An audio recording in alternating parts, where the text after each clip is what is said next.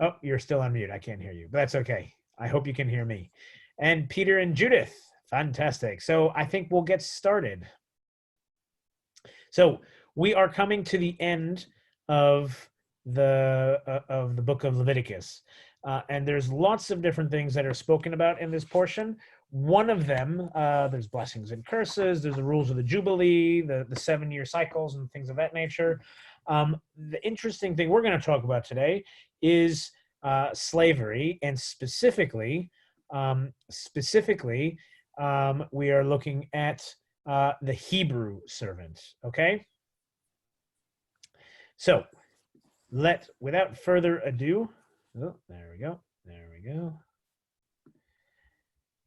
Okay, so let's make sure we are defining terms and we know what we're talking about here, okay? So what is a slave? Well, good thing I looked it up. Dictionaries are still come in handy, right? So slavery, according to the Cambridge Dictionary, right? Activity of legally owning other people who are forced to work for or obey you.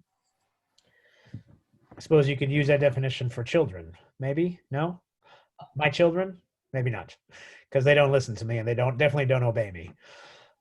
But it's also the condition of being legally owned by someone else and forced to work for or obey them. So quite similar to definitions, but really when we think about slavery, that's really the denotation that we have. That's the image that we have of what slavery would look like. And make no mistake, there is absolutely modern slavery still going on today. But we're looking at this from the lens of general slavery. Now, we would assume, or maybe not, but there is a distinction that our tradition makes, and especially the portion, that it's not just any old kind of slavery, right? Specifically, we're going to be looking at slavery from someone who falls into slavery from as a Jew. Okay, so let us look at some of the verses. So we're looking specifically in Vayikra chapter 25. These are 4 or 5 different occurrences of where this might happen, and we're just so you understand with a little bit of context here. V'ki yamoch achicha umachar me'huzato uva goalo hakarov elav ve'gaal et mimkar achiv. Okay, now what's interesting here is, and again, by the way, if you guys don't remember, please let yourself known if you have any questions, okay? It's easier for me if you are, even if I am interrupted a little bit, I don't mind. But everything, typically the way this works is everything is based on one idea going to the next. So if something is not clear, please stop me. I'll explain it again. I want to make sure. And also feel free to ask questions at any point, either through the chat, unmute yourself and ask away. Those of you who've been coming the last 4 weeks or whatever it is, you know how it works. If you're first time, please feel free to interrupt at any point. And any question or any topic or anything that's not clear, please do let me know. Okay, so and interesting here, I translated it as kinsman, achicha. Literally, achicha means what? Your brother? Your brother, right? So if your brother is not doing well and has to sell part of his holding, and then, right, the nearest one to him, right, which is the one should come and redeem what his kinsman sold. Okay, so Sergio, you're not doing well. I live nearby you. I see you have to sell something to make yourself whole again or to pay your debts. I should come and buy that to be able to help you, right? Not somebody else, not a stranger. I need to go and do that, okay? Or if your brother or your kinsman or your whatever is not doing well, he comes under your authority and you hold him as though a resident alien, let him live by your side. Or if your kinsman under you continues in straits and must give himself over to you, do not subject him to this treatment of a slave. We're going to come back to that one. This third sequence is the one that we're really going to focus on today. Okay? And or if a resident alien among you has prospered and your kinsman being in straits comes under his authority and gives himself over to the resident alien among you or to an Austrian alien's family, so on and so forth. Okay. Now, so what do each of these scenarios really, what do they all have in common? And also, what do you suspect is the ultimate goal? What is it that they're trying to do or prevent from happening, I should say? Serious poverty and continuing dependence. Correct, right? Did you say serious or serial? Serious poverty, long-lasting. Yes. I see. I was saying the same thing, Deep. right? The idea and the same thing that we're talking about with the laws of the Yovel, the Jubilee or the 7-year cycles, that same thing that was talked about earlier in this portion, the same idea. The point is we don't want to get to a point where we're creating a permanent class of poverty. That because we know, or if you don't know from olden times, what would happen if you ended up owing money to someone or you ended up in poverty? How likely was it that you would get yourself out of that? Never or extremely unlikely. Not you nor your children. Exactly right. And you and your descendants become a permanent class of poverty, right? So part of the really, I mean, there's a few really revolutionary things in the Bible. This is one of them. This is one of them, that it's setting up an economic system. Now, it's not talking about capitalism or socialism. I mean, we could do a whole session on does the Bible favor socialism or capitalism? And really, you could make an argument for either, okay? But the point Rabbi, here, yeah. What does resident alien mean in this context? So that is a very specific term. It means someone who obeys some of the laws, but not all of them, and most specifically is not an idolater, right? So they may not eat necessarily kosher meat, but they are believing in a sort of sense of monotheism, I suppose, which if you're looking at this from a later interpretation, but here is they're someone who has agreed to live within certain bounds of the commitment of the community and obeying some of those laws, but is not a citizen. Right? They're in essence, the best translation today, the best way we can understand would be like a permanent resident, right? Like I technically would be a ger toshav here in Australia because I'm a permanent resident. I'm not a citizen. Okay. So that it's a good question, Lisa, because it's actually a very specific definition of what that is in the Bible. Because you have there's a ger toshav, there's the citizen, and then there is the stranger. Right? The stranger is someone who just happens to be coming through, has not made any commitment whatsoever to being in that society. Whereas a ger toshav, for example, might be allowed to partake in certain rituals, certain acts of national identification, but not all. Okay? So these, all of them, they are, so as I forgot who said it, the ultimate goal is to prevent, or hopefully prevent, someone falling completely into an irrevocable situation of poverty, right? We don't want that. In this case, earlier on, it's, well, any debts that you have are canceled after 7 years. There's a whole long discussion the rabbis get into about protecting not just the lender, but the lendee as well, right? Because the lendee, the one who loans the money, well, they could get messed over because, well, someone could just wait until the last minute in the 6th year. Well, I need some money. Oh, next day, sorry, the 7th year now, I don't owe you any money anymore. So you want to protect that as well. But here, what we're saying is each of these scenarios, and it's very clear, you're talking about, in each case, achicha, right? Achicha meaning what? Your brother. Your brother. Your exactly. family? Well, yeah, it is your... Right, achicha. Does it include people who are so close to you, you consider them family? It's not exactly family. It's that extended sense of family, right? It's that sense of people who you are related to, your fellow citizens. You're not literally your genetic brother, but your societal brother, right? Fellow Israelites. So each of these are dealing with that someone, and by the way, it's step by step, they keep falling. It's not, none of these here, except for here, right? These last two where they have fallen completely. These first two, they are beginning to have problems, and then being in straits continues in straits, and then potentially completely falls into a period of where they can't remove themselves. Okay, so there is definitely a continuum here. All right.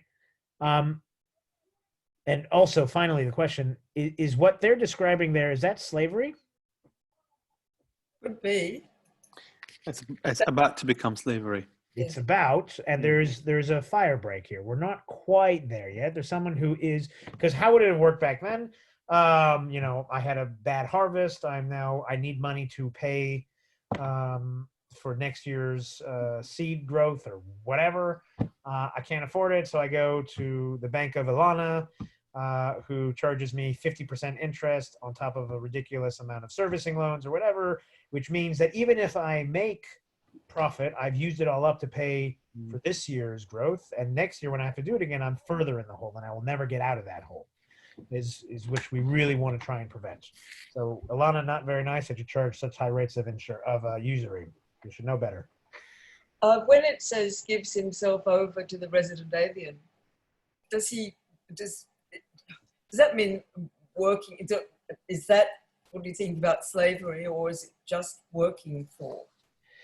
Well, it seems to be describing a sense of indentured servitude, right? That he can no longer provide for himself, right? So he has to find some way, so he can't support himself.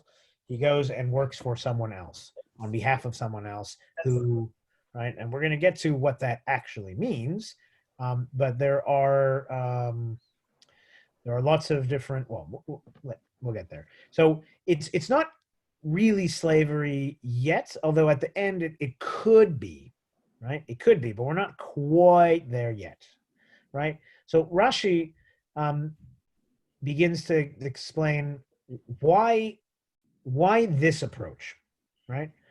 Why this approach of trying to help them at any point along the way and not waiting, right? Not waiting. So what does it say? Oops, muted myself by accident. Al tanchehu sheyared v'yipol v'hi kasher lehakimo. Right? Don't wait that until he falls, until he stumbles and falls. Then it'll be much harder to stand up. Okay, what does that mean? But ela chasakehu misha'at motat hayad. But uphold him from the very moment of the failure of his means. Right? Don't wait till someone is totally destitute. Don't wait till they're lost everything. Help them before that happens, which you see, right, in these 4 or 5. How many is it? Whatever. Four different scenarios, right? Rashi and again, Rashi is not the one who makes this up. He's just explaining what that thought process would have been. So, to what may this be? To what may and the rabbis do this a lot. Lemazeh domeh. What is this? And they love doing by analogies, right? So that's a very common rabbinic term, lemazeh domeh, or some variation of that theme. What is this like? The difference between whether you assist him at once or whether you wait with your help until he comes down in the world. That's not in the translation. That in the parentheses is what to help you understand what that comment is. To an excessive load on the back of an ass. So long as it is still on the ass's back, one person is enough to take hold of it, the load, and to keep it up, the donkey. As soon as it has fallen to the ground, not even 5 people are able to put it back on its legs, right? So don't wait until someone has fallen completely destitute. Don't wait until someone has lost their home, has lost everything, is unemployed. We know that even today we know that, right? We know that it then becomes very, very, very difficult to give them the means to be able to support themselves, right? We know that. And you've seen that in certain countries and certain philosophies of the way they run their economies, right?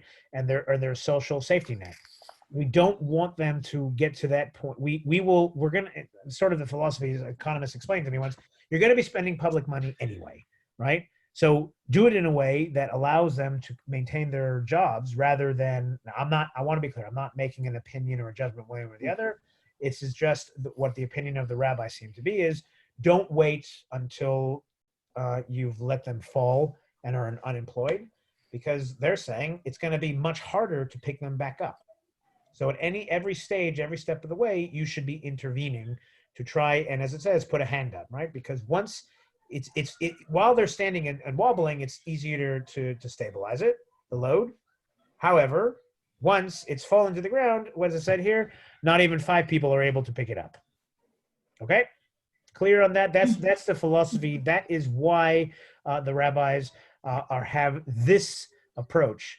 Right, at every step of the way here, do something. So the nearest kinsman or the nearest relative comes to redeem him. So the debt, as it were, stays in the family. So you don't let it go to the bank or whatever, right? Or you treat him well and let him live by your side. Or do not treat him as a slave if he does have to be bought out. Or this is going to be later on, like treat him well and make sure the resident alien is doing that as well. Sorry, I didn't get the whole sentence there. Okay, so it's just we understand the philosophy there of what's happening. Now, just to give you a little bit of background, what is it that makes a Hebrew slave a slave? This is going back to Exodus, okay?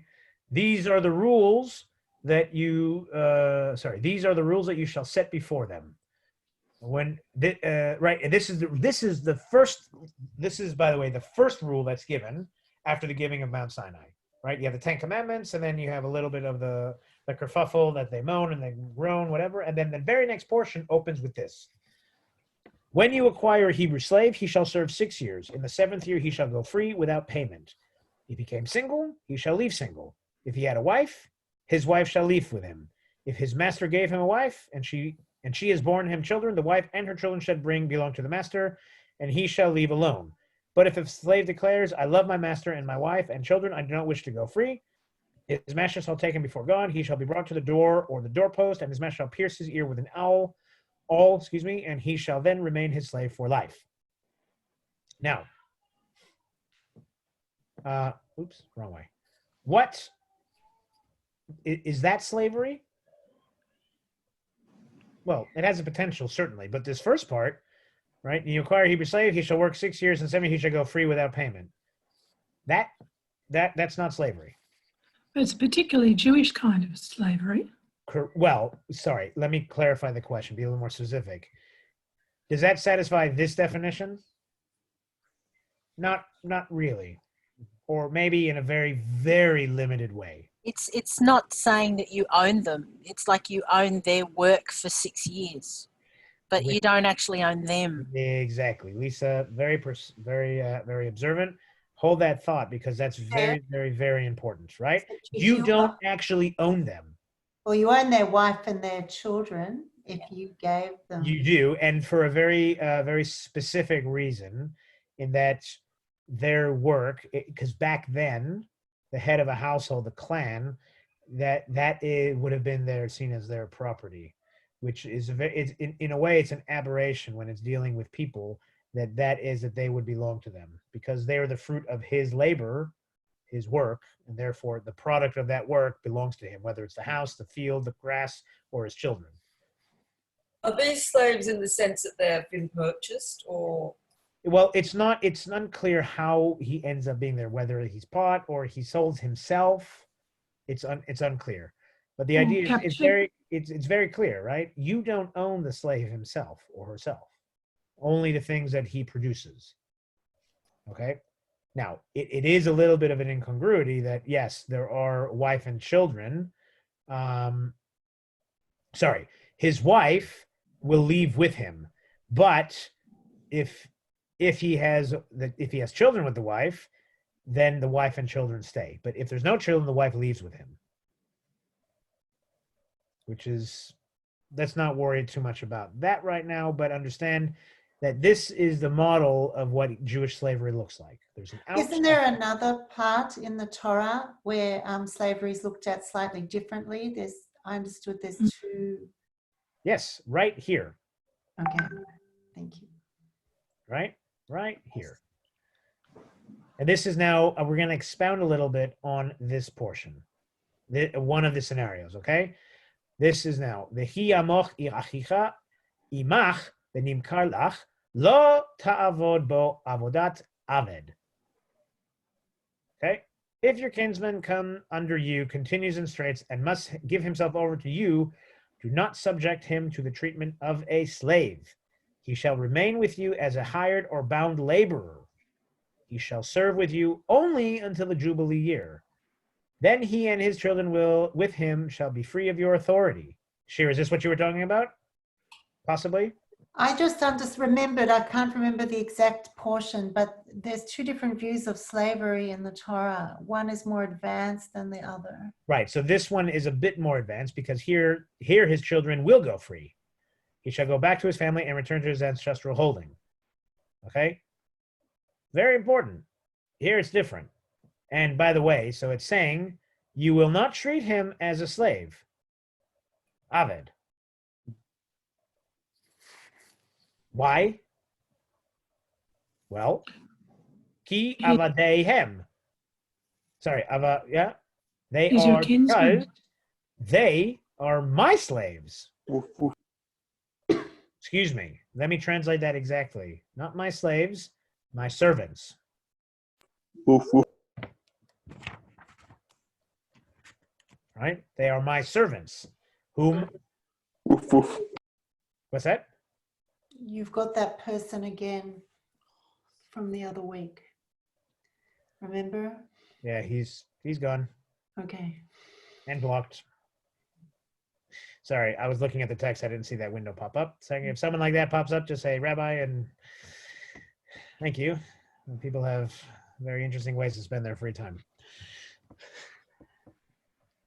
Anyway, where was I? Yes, ki avadehem, because they are my servants that I brought out of the land of Egypt.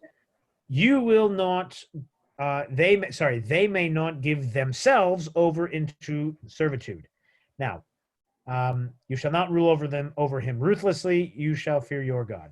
So we're going to unpack this a little bit, but right away I want you to notice Aved, Avadei, Aved. Bible, Torah, Hebrew doesn't really make a great distinction between a servant, slave, and work, right? They're all very, very similar. Well, the root in Hebrew is exactly the same. But depending on the context, can be totally different. Totally different, right? What was the purpose of us leaving Egypt? Be free from slavery. Right. Shlach et ami, right? Let my people go. But that's not the full verse. What comes next? To serve me. Vayavduni, so they may serve me, right? It's not just go and do what you want. There is a purpose to their whatchamacallit. There's a purpose, right? They're committing to what they need to do. So we looked at this already, and he shall remain. There's a time limit to how long he works for. And then also because who is our master? And then at the end of it, who's our master? God. God, right? God. So what is being described here then? It's not slavery. I won't even know if it's servitude. It's service, I think, is what it's saying. Right? It's a social safety net in some ways. In a way, it's social safety net. Now we're going to come back. This line here, we're going to come back to. Sorry, verse 42, right? And 43. We're going to talk about 43 first, but it's talking about why can't someone be sold to perpetual slavery? And what are the consequences of the system being set up here? Which I think we've talked about already. The consequence here is you are trying to make sure that you don't end up with a permanent poverty or slave class, right? Especially, I mean, let's be clear, by the way, as enlightened as this sounds, it's still only dealing with Hebrew slaves, right? Israelites. Okay, but you got to start somewhere. But I want to be absolutely clear: it's not any slave. It's only talking about Hebrew slaves. How do you know that? Chiamoch achicha. Right. This is talking about a Hebrew, one of your kinsmen, Yeah. who continues in straits. And this is continuing the narrative from before those different scenarios. This is continuing that narrative theme. Yeah, I've selectively quoted it, but this I want to be clear. These sequences we're talking about are only dealing with Hebrew slaves. Okay. Is it implied, or is it historically known that Israelites, would have had slaves from other peoples? Absolutely. I mean that goes without saying. Mhm. We would have had, just like any other great power back then, you conquer someone, or you whatever, they become part. Now if they convert or you marry, and there's back over here in Mishpatim, if you are not in, is it Kitab? I forgot where it is. No, I think it's in Bamidbar. Oh, excuse me, where they're talking about the rules of war. That has to do with if you take a female slave as your slave, you have to treat her properly, you have to marry her, and so on and so forth. But so there are different categories. I want to be clear. Today, we're only talking about the Hebrew slave. Now, we can draw inferences and expound on that, but in the text itself, at that time, they are talking simply about Hebrew slaves. Okay? So, what's being described here, it's a sense more of maybe indentured servitude, perhaps. And we know why they can't be sold. Why can't they be sold into perpetual slavery? Well, because avadihem, we're not anybody else's master, or God is our master, right? And what are the consequences? So we know that, we understand that. So what are some of the limitations then that are put on someone, like on a slave, on a master, excuse me? How do you have to treat them? So this is from the Mishnah Torah. This is Rambam talking about this sort of thing. This is way already into the 13th century or whatever it is. He's saying the following: an Israelite, right? Kol eved ivri asur liYisrael. An Israelite who bought any Hebrew slave is forbidden to impose upon him humiliating tasks performed by slaves only. Right? All right. He's making a distinction here, right? Hebrew slave, you can't make them do it. You have your Jordanian slave. Yeah, go do whatever you want. Okay. But your Hebrew slave, no. There's limitations. All right. Such as making him carry his clothing to the bathhouse or take off his shoes. As it is written, do not subject him to the treatment of a slave. Right. We read that up there. He must treat him as a hired worker, as it is written. You must let him stay with you as a hired servant, as a resident alien, ger toshav. This applies only to a Hebrew slave who feels humiliated by having been sold. It is, however, permissible to impose the work of a slave upon an Israelite who has not been sold, since the latter is doing this work voluntarily and with his own consent. Right? So, there's a couple different limitations. Two of them are right here, and the oops, right? The implication here, carrying his clothing to the bathhouse, meaning you go from your house in public, carrying your clothing in public, or take off his shoes. That you would do in private. So it's making it very clear. It's not just in public you can't humiliate them. You can't humiliate them in private where no one else will see either. Okay? That's just one of the limitations they're putting on here. So that's Rambam in one way. There's a whole bunch of these limitations, but that's just one of them. Making sure that you understand that there are things that you can do and things that you can't do. Now, it's interesting, that last thing they say, right? This is only a slave who sold himself. However, someone who is doing the work, right? I want to work for you as your housekeeper rather than I have no other choice. Yeah, then you can make them do whatever you want. But they're not a slave, though. They're not a slave, right? And so they may or may not want to do it. But the idea is here, because they're humiliated because they had to sell themselves, right? Their dignity already is at a low point, right? They already are humiliated. Don't make it worse. These are out of order, but it doesn't matter. Kol eved ivri asur lavod bo befarech. Right now we're looking at that last verse here. You shall not rule over him ruthlessly, right? Lo tirdeh bo befarech.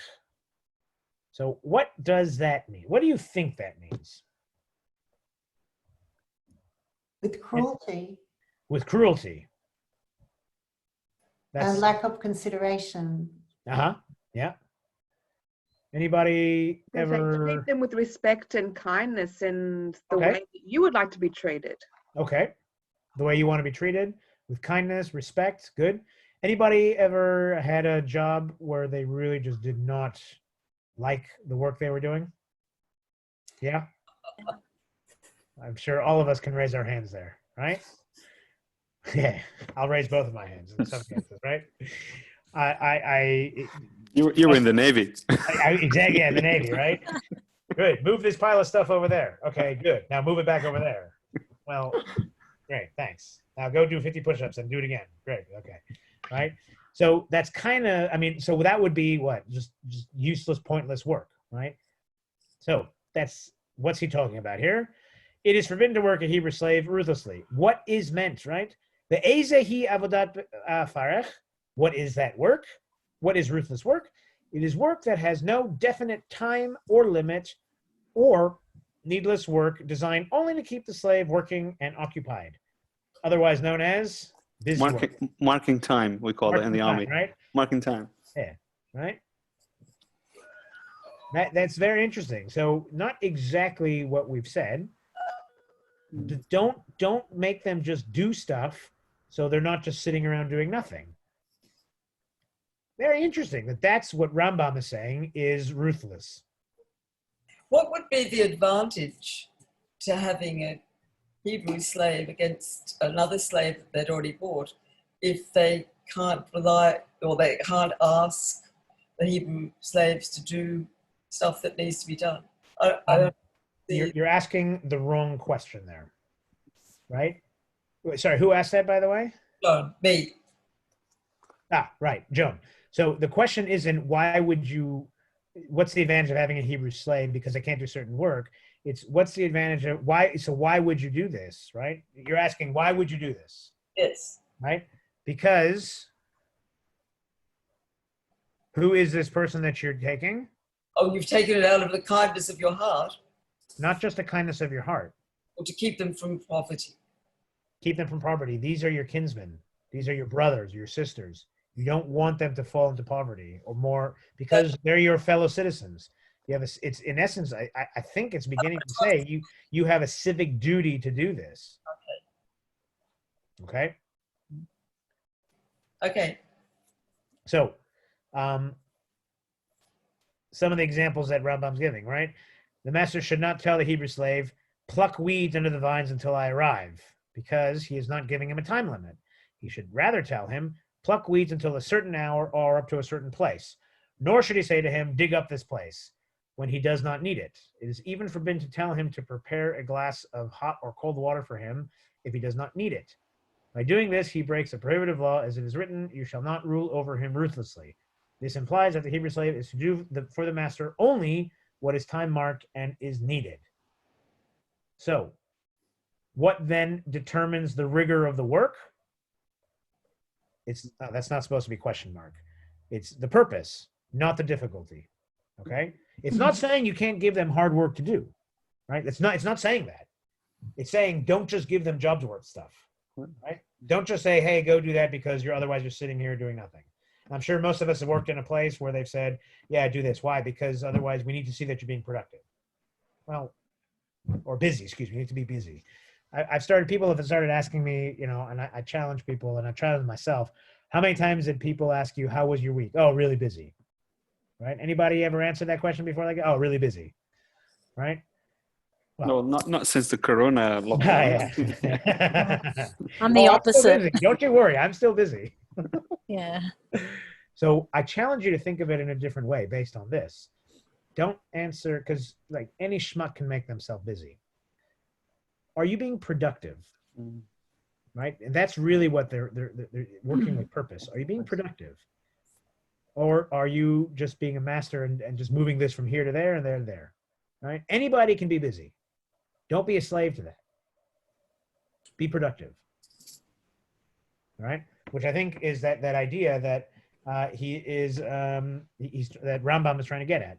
And to be ruthless implies then that you're just doing things for the sake of doing them without any greater, higher purpose. And that, more than anything else, and those of us and all of us who've been there, how do you feel when you're being made to do busy work that has no purpose? And you know it has no purpose. You feel insulted. Insulted. And Demoralized. Lindsay, how is your dignity? Demoralized. Yeah. Yeah, demoralized. It's indignity, right? And what was that we said before, right? Where was it? It's humiliating. Mm. Because he's already a slave. Don't make him feel even more humiliated, right? Don't give him ruthless work that has absolutely no purpose, and you know it has no purpose, because I promise you he will also. All right? So just an example here in the Bible. What's an example of ruthless work? Pharaoh says, right? This is when Moses already come once to Pharaoh, and he said, hey, I want you to let my people go. Pharaoh says, oh yeah, just for that. Now I'm not going to allow that. I don't want the people listening to you, so now they're going to have to collect their own straw and mud, whatever it is. Why? No reason. I just don't want them paying attention to what Moses has to say, right? Just as an idea, so you understand, that is avodah shak, right? Yeah. Avodat fire. That's exactly what was in my mind. Yeah. That was the exact example. Yeah. Well, you and the rabbis have a lot in common, Sharon. Right? So that's part of that theme, excuse me, that the Bible builds up, saying that Pharaoh was really evil, right? It wasn't just that they had them as slaves; they were doing pointless, useless work, right? That's sort of that explanation that they're putting in there. Okay.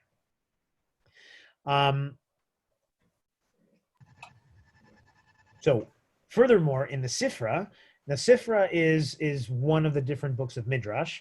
It focuses, generally speaking, more not on the narrative, not on the Agadah, but on the Halacha. Okay, and it's written roughly contemporaneously with the Mishnah, roughly. Okay, another way to think about Midrash, it's like it's the earliest collection of rabbinic sermons. Okay, so they're also commenting on this, and they're looking at, so what else, what other restrictions? Maimonides already put 2 different types of restrictions. What else do they have to put here? Kesachir, right? Masachir, right? As a hired man and a sojourner, he shall be with you until, as a hired man, just as a hired man. On his day shall you give him his hire. So this one, on his day shall you give him, So on his day, this wasn't, I meant to take that out. What on that day, he shall be with you. What does it mean with you? The rabbis love to do this with you. What does that mean? Well, it means in eating. With you could also mean in drinking. And with you, meaning these are things he has to do with you. He has to live with you. Remember, we said up here, where was it?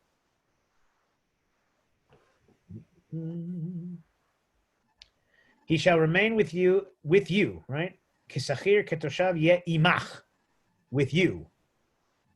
Until, as a hired or bound laborer, he shall serve with you only to the Jubilee year.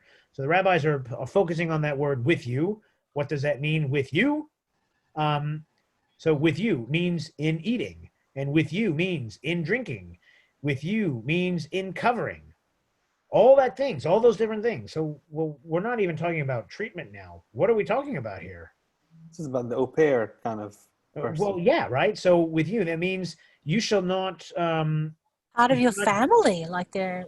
Yeah, right. You can't give him. You don't eat a clean loaf, and he eats the yucky stuff, right? The dregs from the bottom of the barrel of the loaf of bread, right?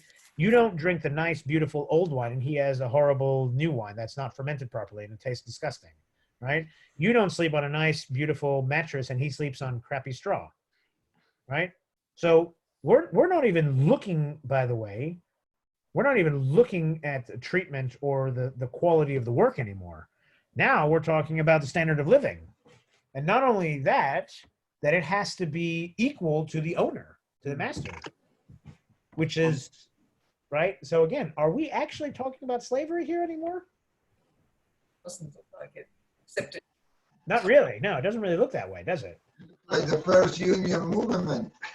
Right. We had what was it? In the States, it's OSHA. What's it called here? Work standards. What's the... Occupational health and safety? No. Yeah, sort of, right? Like you have to, it's not, yeah. Awards. You've got award rates and things. All that's here. Minimum standards. Yeah, so you look at these crazy socialists in the Bible, right? So maybe I'm just thinking because it's talked about looking after your kinsmen, and so they wouldn't have to get into being that poverty thing. So this is a way of maybe sort of helping them without them losing face and feeling shameful that they had to get help. Yeah. Yeah, no, I think that's right. Because these are people who are living with you. It could be your neighbor, right? Yeah. And you want to make sure, exactly, because the dignity, we learned that in Pirkei Avot, so nothing is more precious to someone than their dignity, right? That's who they are. So that's why you don't want to insult them. You don't want to embarrass them. You do anything you can. In some places, embarrassing someone is worse than killing them. So that's here what they're talking about, okay? That they have to eat properly, drink properly, and sleep properly. Now, you could also expound on that, because if you're not doing that, then how effective of a worker are they going to be? Not very. Not very. So aren't you also modeling to them in a way like how they can hope to or aim to or strive to live if they do get themselves out of the slavery situation, you know? Correct. I mean, there's also that point of why do you treat them this way? Because you were slaves in Egypt. You know what it's like. Don't treat people like that. And you could end up being that as well. Yeah. Well, exactly. The shoe could be on the other foot at some other point. Exactly right. Yeah. Exactly right. So it comes with this very famous line from the Talmud. It's going back and forth commenting on this midrash. This means that there shall not be a situation in which you eat fine bread and he eats inferior bread from coarse flour mixed with bran, which is low quality. There shall not be a situation in which you drink aged wine and he drinks inferior wine. There shall not be a situation in which you sleep comfortably on bedding made of sausage sheets and he sleeps on straw. And here we learn, Kol hakoneh eved ivri kekoneh adon leatzmo. Right? Anyone who acquires a Hebrew slave is considered like one who acquires a master for himself, which is just a beautiful line there, right? What does that mean? That there's so many restrictions and barriers to the way that you have to treat someone, right? That is it even worth it? And so, Joan, that's going back to your question. Where's the advantage? Why would I do this? Yeah. Why would I do this? That's right, because it makes him a better person himself. It makes them better people themselves, I guess. Yeah. Potentially could make them better. Potentially, right? It could kind of save the economy too, because if you've got more people living in poverty, as we know, then they can't afford to pay their taxes and could go into recession and damage everyone else's lifestyle. Right, you're doing so. I'm not an economist, but the way my friend who is explaining this to me is the philosophy is, listen, you're going to be spending the public money anyway, so why not spend it in a way that keeps them somewhat employed, and you're continuing the generation of revenue, which eventually some of it gets paid back to the government in taxes and such things. Yeah. I'm not sure if I'm explaining that right. Again, I'm a rabbi, not an economist, so that's the outlook on certain countries is what they're doing. Somewhat, I'm guessing, somewhat akin to what we're doing here with JobKeeper, right? We want to help people before they fall completely off the wagon, off the donkey. But can I ask you, does acquiring a master for himself, can that also be self-control?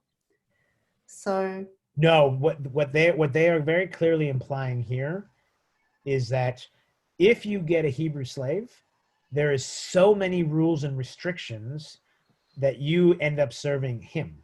Okay. That's what they're applying. That's what the implication is.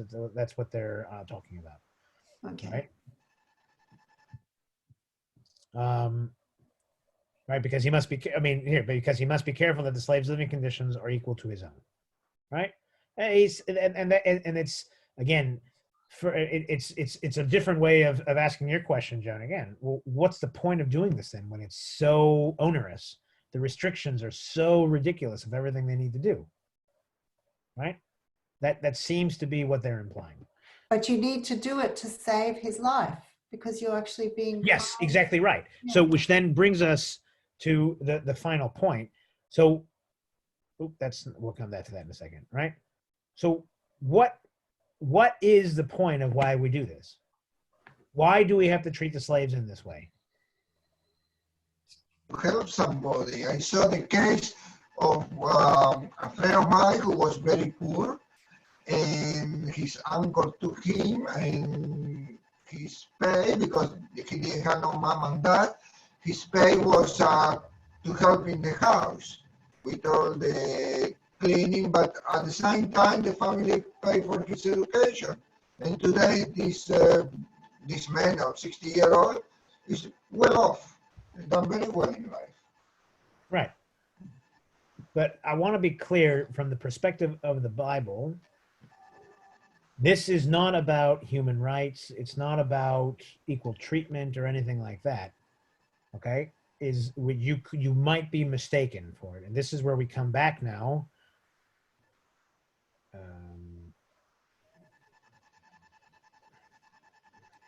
To this line. This is why we do it. Right? For they are my servants. This is God speaking. They are my servants. You don't get to do that. Only I get to do that. And not slaves, but servants. Right?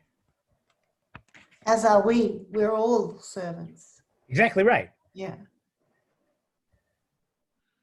So you have to do this. So it's the to idea. help Just let me finish the thought. It's the idea of it's not. We love these themes and we can read them after the fact, but the primary motivator from this line of thinking and from the Bible is that it's not about human equality or human freedom that underlies why we should do this, but it's rather that we have committed and made ourselves subservient to the Almighty, right? Not servants of somebody else or not servant of someone who serves that person. You don't get to delegate that. We are all servants of God. Okay? Which I want to be clear, I'm not saying that human equality and freedom are not important. They absolutely are. And we should read that out of here. But the primary motivator from what the Bible and the rabbis are trying to read from this thread that they're reading, is that we are servants of the Almighty. That is the primary motivator. Okay? Let me just finish with this poem that I really like, that from Yehuda Halevi, and then I'll open it up to some questions. Okay? Avdei Hazman, Avdei Avadim Him.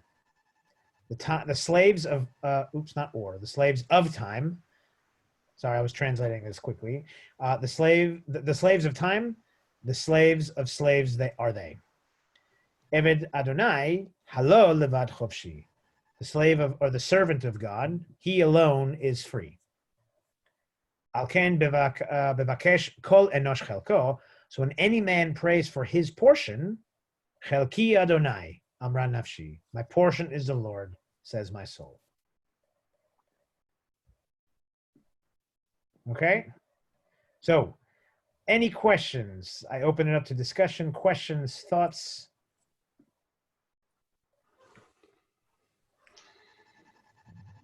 It's hard in our modern times to think in that sense.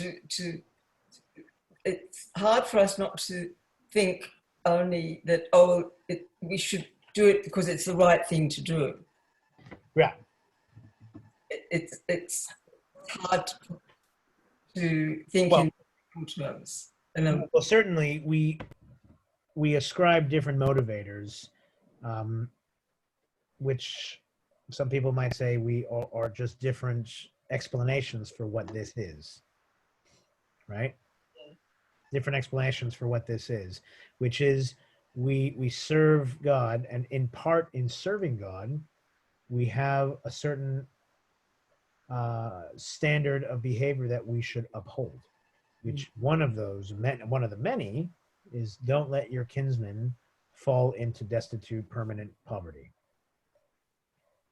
right? But it's not because equal whatever, I mean, that could be teased out of that, but it's really what they're saying is that it's because of this idea that we all are equal in service to God, or equal in service to the Almighty. But you're right, it's a difficult concept for some of us to get our heads around, because that's not necessarily the way we would choose to think.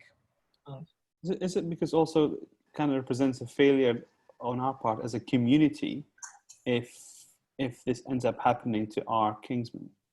Because you have your sort of yourself and your family and then your community, and if as a community you allow it to happen and people fall into slavery or destitution, then you kind of sort of made a series of errors.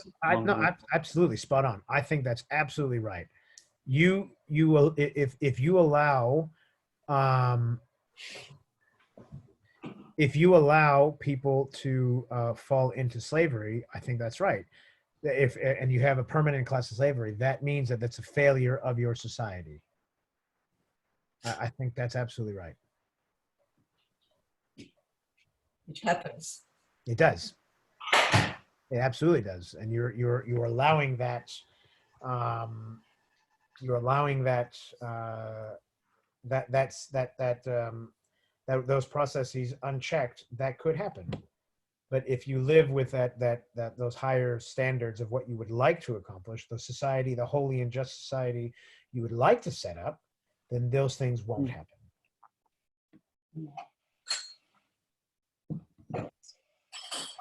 All right. Thank you. My pleasure. I will check the emails. I think services this week are going to start a little bit earlier. I want to say We couldn't get on last week. no. That, like I said, sorry, you weren't here for that. That was my fault. There was a slight, tiny technical glitch. We fixed it. Thank It you. won't happen again. I'm pretty sure we're going to start at 4:15 this week, not 4:30. With I'll be leading Kabbalat Shabbat, and then we'll finish with candlelighting about 4:45. Okay. Thank you very But much. I do very, very sincerely apologize for those who were not able to log in for Kabbalat Shabbat. Like I said, an issue we've identified, it's been resolved, and it won't happen again. That's fine. Thank you. All right. Have a wonderful evening, everybody. I look forward to learning and studying and Likewise. seeing you guys soon. And bimhera beyamenu, speedily in our days, we will be able to meet up in person in services or in study. But please be at ease. Almost for sure, this will continue on Zoom. Whether or not it will also continue in person remains to be seen. But for sure, it will remain on Zoom for the time being. Awesome. Thank you. Okay. That's Thank great you. news. Thank you. Night. Thank you, Rabbi. Have a great evening, everybody. Night. Good night. Night. Bye.